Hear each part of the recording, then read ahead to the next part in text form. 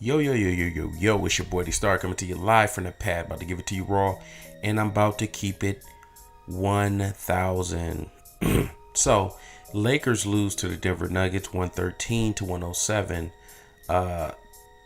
What can I say? This was a Kyle Kuzma show. Just like last game, that was the Kyle Kuzma show. But initially, I thought this game was going to be Brandon Ingram's game where he's really going to shut the haters up. Also, I felt the same way with Lonzo Ball. But Lonzo Ball had a mild ankle sprain in the second quarter.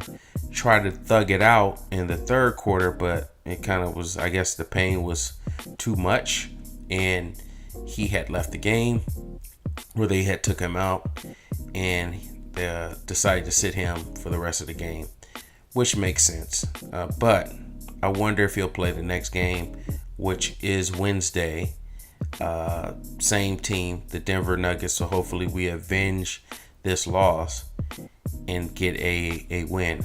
But wow, man, I would say that the Denver Nuggets were just on fire, at least from the 3-point field goal line. For instance, they shot about 50%. Field goal wise, it was just on fire. They were making their shots. They couldn't miss. Gary Harris had a hell of a game. He put up 25 points. That Jokic dude, he had some threes.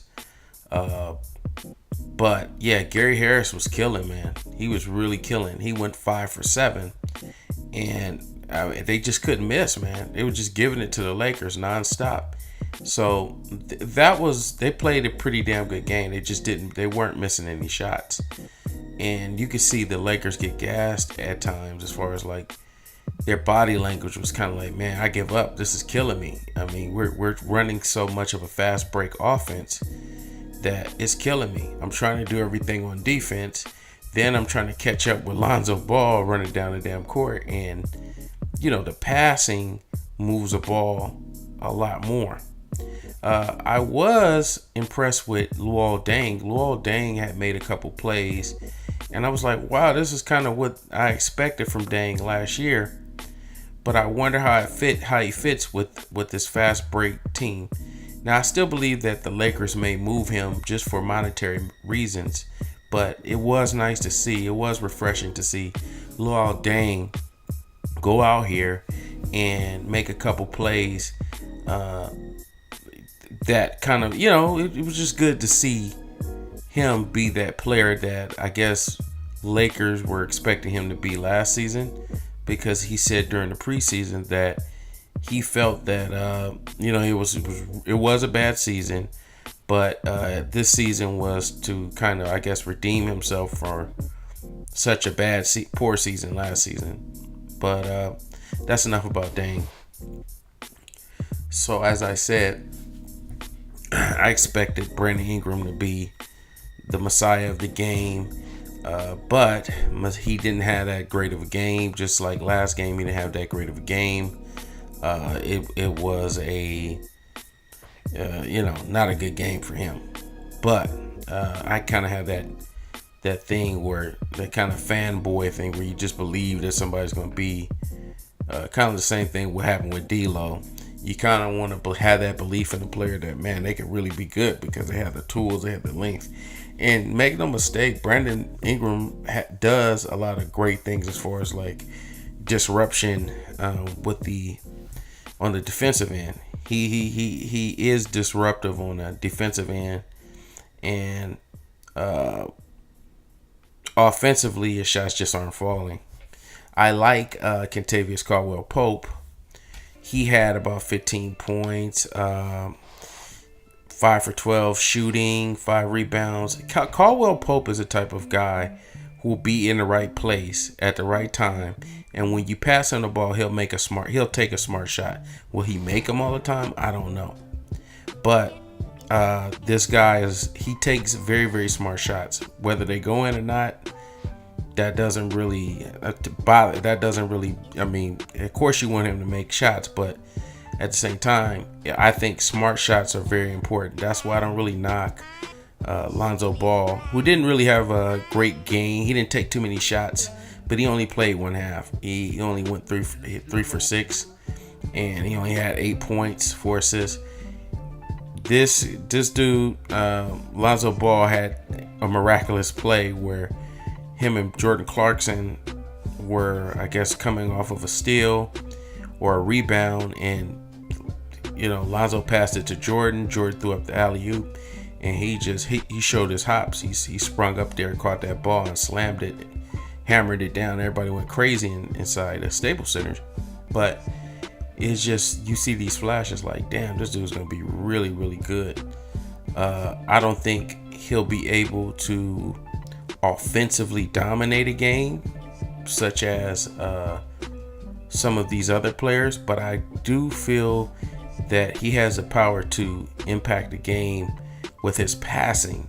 Like he that's something that I believe I had the belief that D'Angelo Russell could do, but he never quite showed that as far as that power of passing. And I think that Lonzo Ball has the power of passing. And although this game he didn't really, he had that injury and he kind of went out. He just doesn't have this. It doesn't appear that he has that. We're on a consistent basis where he can just dominate offensively. Even Kyle Kuzma had said that before the game, that Lonzo Ball is a little bit too unselfish at a time, to a point. So Lonzo Ball takes smart shots though. He doesn't take dumb shots. So the 6 shots that he did take were very, very smart. It's just that he didn't take that many shots. He only took 6 shots. He needs to take more shots, and then it will be more fair to, as far as. But I don't think that he's at a point where that'll come later. That'll come down the line. But Kyle Kuzma is just flat out outplaying everybody, man. He's just outplaying everyone. He's doing the damn thing. He's he had 23 points. As I don't know if I already said that, but he was balling, man. And when the other teammates, when their body language was, fatigue was calling them, like their body was kind of just giving out, and you could see it. Their body was kind of just giving out, like, man, I'm tired, I'm exhausted. Kyle Kuzma had kept that alacrity. He had kept that get up and go, that I need to just keep pushing through this. He kept shooting. He kept shooting the ball. He's not afraid to shoot the ball. He did make one bonehead play where he kind of just chucked the ball up, and it was like, what the hell are you doing? But for the most part, he's a shooter. He's going to go for it. He's not afraid. Whereas you'll see some of the other players look very hesitant as far as whether they're going to shoot the ball or not. This guy, Kyle Kuzma, is in attack mode. He's in Mamba mode. And that's what I like about Kyle Kuzma. He's like, I'm not afraid to take that damn shot. And that's what I think us as Laker fans are used to. That's why we like Kyle Kuzma, because some people compare him to Klay Thompson. And I know I kind of look at him and say, yeah, this dude's like Klay Thompson because he can shoot. But what I really like about him also is just he wants it. And it appears that they're going to have to do something, because Kyle Kuzma clearly is outplaying everyone else. I say that as far as how's the season look, it's so far, just with these 2 games, I'm a fan, so I'm going to be a little bit irrational, but I believe that Kyle Kuzma is, I would say, right behind Randall, because Randall had a double-double. Randall had a double-double. Randall's been solid, so I would give Randall probably the best overall player on the Lakers, and Kyle Kuzma like right behind Julius Randle, because Kyle Kuzma offensively appears to be very, very very polished as far as his shots, as far as he's really, you could tell that he's worked on his game. So I would give, and I really like Julius Randle this season. He is improved. He's not, I mean, he's not like this guy that's gonna come in or whatever and, you know, be this Draymond Green type player, of course. But I think that Julius Randle has shown like certain moves where he comes off the dribble and kind of pump fakes. And sometimes he falls for pump fakes defensively, like he jumps. That's a flaw of his. But I think that Julius Randle this season, yeah, there is an improvement. So I would give like Julius Randle, like he's very solid, and I like Kyle Kuzma right behind him. I feel like those two have kind of earned a spot so far. Like I would put Kyle Kuzma at the 3, Julius Randle at the 4, and of course Lonzo Ball running the point, and KCP running the 2 guard. But Ingram, I don't know, man. It's probably just because it's a couple preseason games. I just think that Kyle Kuzma is standing out. I don't think that